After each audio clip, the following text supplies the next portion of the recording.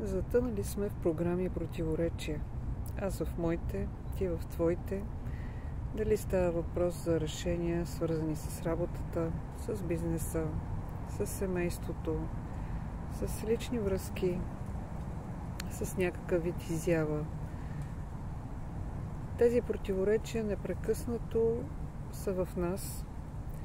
Наричаме ги избори, наричаме ги съпротиви, наричаме ги свободна воля, друг път ги наричаме капризи, но това са различните позиции за и против за едно и също нещо.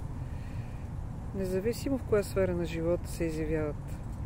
Днес ще си говорим за това и още много повече. Ще има и демонстрация заради вечното да, ама не, което имаме в себе си, сърцата, душите, умовете си, в действията си. Заповядайте, очаквам ви в 7 часа в Zoom. Търсете каналите.